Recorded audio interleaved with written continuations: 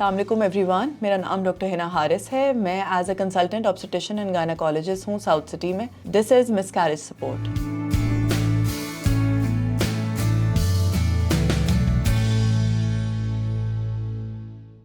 ये ऐसा टॉपिक है जो most of the females who are married they have been through. Questions की तरफ आते हैं। हमारे पास एक क्वेश्चन आया है, 2 वीक्स पहले मेरा 8 वीक की प्रेगनेंसी का मिसकैरेज हो गया था। सो हम दोबारा कब कंसीव कर सकते हैं और कितना वक्फा रख सकते हैं। देखिए, मिसकैरेज के बाद कंसीव करना फ़ीमेल की बॉडी पर डिपेंड करता है। आप कितनी जल्दी उन सिम्टम्स से आप कितनी जल्दी रिकवर कर गए हैं, दैट्स मोस्ट इम्पॉर्टेंट। अगर आप जल्दी रिकवर कर गए हैं तो you can conceive in next 3 months as well. If you want to take a break तो आप चाहें तो 6 महीने का ब्रेक ले लें, लेकिन मेडिकली आप 3 महीने का ब्रेक आपके लिए बहुत होता है। उससे पहले क्या मुझे कुछ प्रिकॉशन टेस्ट या मेडिसिन लेने चाहिए? बिल्कुल। अगर डिपेंड इस बात पे करता है कि मिसकैरेज क्यों हुआ था। 90% मिसकैरेज आपके क्रोमोसोमल एबनॉर्मलिटी, जिनसियाती ख़राबी की वजह से होते हैं। तो क्या ये रीज़न था, या कोई आपको मेडिकल कोई इलनेस थी, ये रीज़न था? गॉड फॉरबिड, क्या आपकी फैमिली में थैलेसीमिया है, इसकी ट्रीटमेंट के लिए रीज़न था? ऐसा तो नहीं कि आप और हस्बैंड टेस्टेड नहीं हैं। सो ये काफ़ी सारी चीज़ें इसमें इन्वॉल्व हैं। डेफिनेटली आपको टेस्ट कराने की ज़रूरत है, लेकिन हम आइडियली कहते हैं कि अगर 3 मिसकैरेज या इससे ज़्यादा हों तो आप टेस्ट और मेडिसिन्स पर आएँ। 1-2 miscarriage 80% of the female they go through. अच्छा जी, नादिया हमसे लाहौर से पूछती हैं, 1 साल में मेरा दूसरा मिसकैरेज था, दोनों पहले ट्राइमेस्टर में। इसके पीछे क्या रीज़न हो सकते हैं और कोई इलाज, लाइफस्टाइल चेंजेस हों जो मैं फ्यूचर में रिस्क को कम करने के लिए अपना सकती हूँ? बिल्कुल। अगर आपका पहले ही साल में 2 मिसकैरेजेस हैं, नंबर 1, थोड़ा सा ब्रेक लें। यू शुडंट बी कंसीविंग बहुत जल्दी। तीसरा, आपको किसी गायनेकोलॉजिस्ट को देखने की ज़रूरत है, बिकॉज़ आपके बेसलाइन टेस्ट होने चाहिए आइडियली। और दोनों में क्या रीज़न था? क्या बेबी की हार्ट बीट आई थी उसके बाद आपको हुआ? 90% ब्लीडिंग शुरू करती है मिसकैरेज को। तो क्या आपका रीज़न ब्लीडिंग थी? क्या आपका रीज़न अचानक से बेबी की हार्ट बीट चले जाना था? तो there are multiple factors, but ये है कि you need to see someone before conceiving again. अच्छा, हमारे पास आयशा पूछती हैं इस्लामाबाद से, I recently miscarried my pregnancy, I am physically emotionally drained. बात बात पे रोना आता है, कभी रिग्रेट, कभी सैडनेस, फिज़िकली बहुत वीकनेस फील होती है।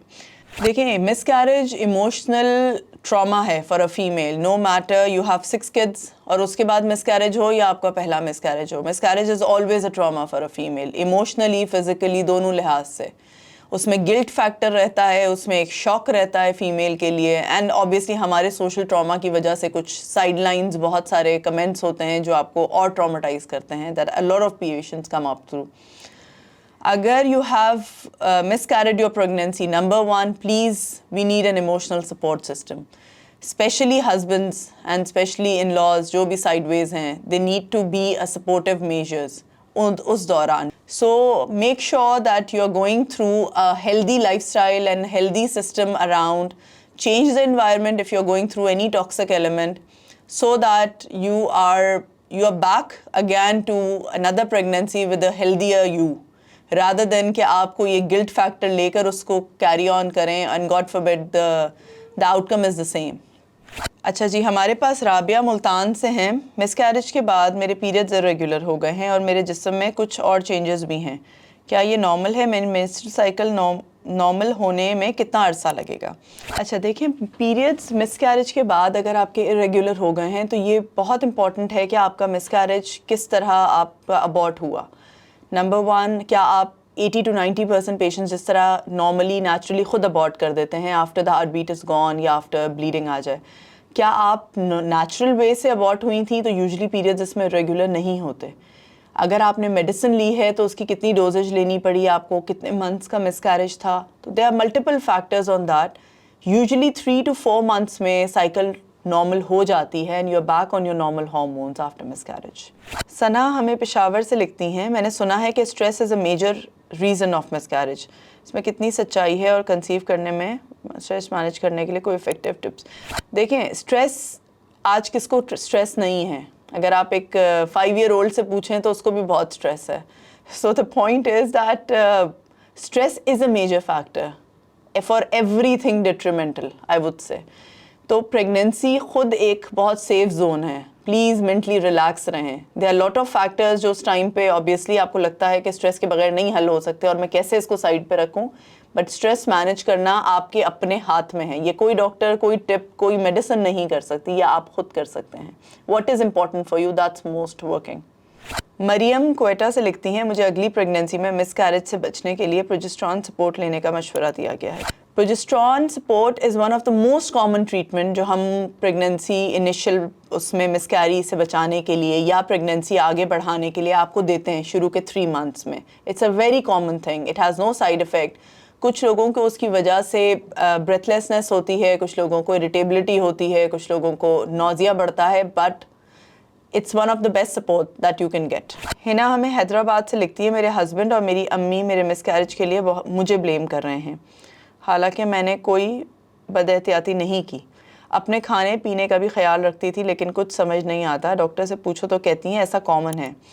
अगैन ये हमने थोड़ी देर पहले डिस्कस किया है कि miscarriage is an emotional trauma. Okay, I don't think so कि कोई फीमेल चाहेगी कि she goes through a miscarriage. So blame game is not on. Blame game से कुछ भी नहीं हासिल होना। Female herself wants to deliver a normal kid, why would she want a miscarriage? और उसको ब्लेम करने से चीज़ें और ख़राब होंगी, ठीक नहीं होंगी। प्लीज़ अगर और कोई नहीं समझ रहा तो आप इस बात को समझें और अपने आप को नॉर्मल ट्रीट करें। It's not your blame, it's not up to you. Miscarriage की 1000 वजूहात हो सकती हैं, आपकी वजह से या खुदा न खास्ता आपकी कोई गलती की वजह से मिसकैरेज होना, आई थिंक ये स्टुपिडिटी है कहना, आई वुड से। अनम सियालकोट से कहती हैं, मिसकैरेज के आम साइंस और सिम्टम क्या हैं और अगर मुझे कुछ फील हो तो मुझे कब हॉस्पिटल जाना चाहिए? देखिए अनम, मोस्टली मिसकैरेज 90% स्टार्ट होता है थ्रू वजाइनल ब्लीडिंग। अगर आपको स्पॉटिंग हो रही है या नॉर्मल से ज़्यादा ब्लीडिंग लग रही है, please go and consult your doctor. It's not possible कि ब्लीडिंग इनिशियल प्रेगनेंसी में नॉर्मल रहे और बेबी ठीक रहे। You need to get an ultrasound done and I think you need to see. Lubna Islamabad से लिखती हैं, क्या आप डीएनसी और डीएनई का फ़र्क एक्सप्लेन कर सकती हैं? डॉक्टर कैसे डिसाइड करते हैं कौन सा प्रोसीजर? ओके, अगर गॉड फॉरबिड आपका मिसकैरेज हुआ है और आप डिसाइड करते हैं डॉक्टर के साथ कि जी हमने सर्जिकली उसको कराना है रिलीज़ या इंटरवीन, तो आप कराते हैं DNE, that is an evacuation. Evacuation means कि आप यूट्रस एम्प्टी करा रहे हैं।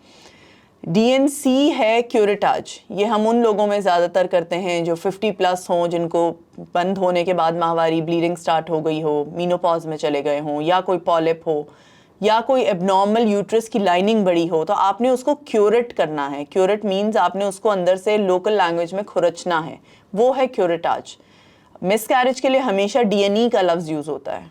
बुशरा रावलपिंडी से हमसे पूछती हैं, मुझे मेरी डॉक्टर ने कहा है कि प्रेगनेंसी टिश्यू नेचुरली पास नहीं हुआ तो मुझे डीएनसी कराना पड़ेगी। ये प्रोसीजर कितनी देर का है? टिपिकली किस तरह का एनेस्थीसिया होता है और रिकवरी पीरियड कितना है? ओके जी बुशरा, हम इसे डीएनई कहते हैं, डीएनसी नहीं कहते। पहली बात, ये इवैक्यूएशन है, हम यूट्रस को एम्प्टी कर रहे हैं, बच्चेदानी को एम्प्टी कर रहे हैं। इसमें यूजुअली आपसे खाना पीना बंद कराया जाता है 4 से 6 घंटे पर, आपको हॉस्पिटल में एडमिट किया जाता है और आपको बेहोशी आई वुड से 10 मिनट की होती है या ज़्यादा से ज़्यादा 12 मिनट की। 12 मिनट की बेहोशी के बाद आप यूजुअली होश में थिएटर में ही वापस आ जाते हैं। यूट्रस का जो भी अंदर उसके प्रोडक्ट ऑफ कंसेप्शन जो हम कहते हैं जी, बचा कुचा जो भी रह गया है, वो सब हम इवैक्यूएट करते हैं और उसको टेस्ट के लिए भेजते हैं यूजुअली। इसके बाद हल्की स्पॉटिंग रहती है कुछ लोगों को हल्की ब्लीडिंग रहती है, जैसे हम डिलीवरी के बाद एक्सपेक्ट करते हैं, वैसे ही डीएनई के बाद एक्सपेक्ट करते हैं कि 40 डेज़ के बाद आपकी हल्की हल्की स्पॉटिंग बंद हो जाएगी और आपको अपना एक नेचुरल साइकिल आएगा। जब नेचुरल पीरियड आ जाएगा, यू आर हमारी तरफ से healthy enough to conceive again. आपके प्रेगनेंसी के सिम्टम्स ख़त्म हो जाएं, आपको एक साइकिल प्रॉपर आ जाए, you can go back to conceiving again, depending कि हमारा आगे क्या प्लान है। गॉड फॉरबिड वो प्रेगनेंट अबॉर्शन किस रीज़न से था, अगर वो इस रीज़न से था कि जी मल्टीपल मिसकैरेजेस थे, तो हमें उसको इन्वेस्टिगेट कराने की ज़रूरत है। और अगर वो पहला अबॉर्शन था and you want to conceive again in the earliest, then you may go back and you can conceive again. इसका रिकवरी पीरियड यूजुअली 3 मंथ्स का होता है, बट इसमें आपको जनरलाइज वीकनेस रह सकती है, कमज़ोरी रह सकती है। यूजुअली मिसकैरेज के बाद, डीएनई के बाद आपको कोई इतना मेजर कोई हम वो नहीं देते कि जी इसकी रिकवरी के लिए आपको इतने दिन बिस्तर पे रहना है या कुछ। हर एक का अपना रिकवरी पीरियड है। कुछ लोग दूसरे तीसरे दिन नेचुरल लाइफ पे आ जाते हैं, कुछ लोग 2 वीक्स में आ जाते हैं। बट अपने खाने पीने का ख्याल रखें, कुछ सप्लीमेंट्स लें एंड मेक श्योर कि आप हेल्दी लाइफस्टाइल में हैं। That's most important. अच्छा जी, किरण हमसे पूछती हैं फैसलाबाद से, मेरे अल्ट्रासाउंड में 10 वीक्स पर फीटल हार्ट बीट नहीं दिखाई थी और डॉक्टर ने मेडिकल अबॉर्शन का मशवरा दिया है। इस प्रोसीजर में कौन सी मेडिकेशन इन्वॉल्व है और ये कितनी इफेक्टिव हैं, इनके कोई साइड इफ़ेक्ट्स हैं फ्यूचर कंसेप्शन पे? ओके, 10 वीक्स पे हार्ट बीट नहीं आई, that means it's a miscarriage. 8 weeks तक यूजुअली हम वेट करते हैं, उसके बाद हम कहते हैं जी अब हार्ट बीट नहीं आ रही and you should consider it that the baby is no more there. अगर आपको डॉक्टर ने मेडिकल अबॉर्शन का मशवरा दिया है तो हम यूजुअली कुछ प्रोजेस्टेरॉन या कुछ मिफीप्रोस्टेरॉन की टैबलेट्स यूज़ करते हैं। इनके साइड इफ़ेक्ट एज सच तो नहीं होते उस टाइम पर, क्योंकि आप कम डोजेज यूज़ करते हैं, मगर खुदा न खास्ता अगर बेहतियाती में ज़्यादा दी जाएँ तो इससे ब्लीडिंग शदीद होने का ख़तरा हो सकता है, इससे आपकी यूट्रस ख़राब होने का ख़तरा हो सकता है। अगर मल्टीपल इंटरवल्स पर आप लेती रहें तो ये आगे आपको ब्लीडिंग डिसऑर्डर्स कर सकता है, आपको बार बार ब्लीडिंग रह सकती है पीरियड्स में। इसको प्लीज़ किसी बेहतर गायनाकोलॉजिस्ट के पास जाएं, बिकॉज हमारे यहाँ बहुत रफ़ यूज़ है जो है इस टैबलेट का। अच्छा जी, महविश पूछती हैं क्वेटा से, मेडिकल या सर्जिकल अबॉर्शन के बाद किस तरह का फॉलोअप और केयर ज़रूरी है? मुझे अपने डॉक्टर से कितनी जल्दी मिलना चाहिए और कौन से सिम्टम पर विज़िट करूँ? विज़िट की ज़रूरत है। देखिए, मेडिकल हो या सर्जिकल अबॉर्शन हो, आपने आफ्टर अबॉर्शन 8 to 10 डेज़ में डॉक्टर को विज़िट कराना चाहिए and you should see the doctor on your first periods ideally. आपको पहली साइकिल नॉर्मल हो गई है, you are back out of your pregnancy symptoms, तो आप दोबारा से कंसीव कर सकते हैं। उज़मा से आलकोट से पूछती हैं, प्लीज़ प्रे फॉर मी, मेरे 6 मंथ्स के बेबी की हार्ट बीट बंद हो गई है, डॉक्टर ने मुझे इंडक्शन और नेचुरल लेबर का कहा है। बेबी खोने के दुख के साथ इस प्रोसेस से गुजरने की एंजाइटी है। I am sure उज़मा, it's a very tough time. 6 months में यू नेवर एक्सपेक्ट कि अचानक से ऐसा हो जाएगा, बट अल्लाह बेहतर करेगा and I think you should go through the natural labour, because 6 months के बेबी को आपको नेचुरली डिलीवर कराना पड़ेगा and they are going to give you artificial pains for that. Baby deliver होने के बाद प्लीज़ इसको इन्वेस्टिगेट कराएं कि 6 मंथ्स में आखिर ऐसा क्यों हुआ, ताकि हम अगली प्रेगनेंसी में इस पीरियड को आराम से गुजार सकें।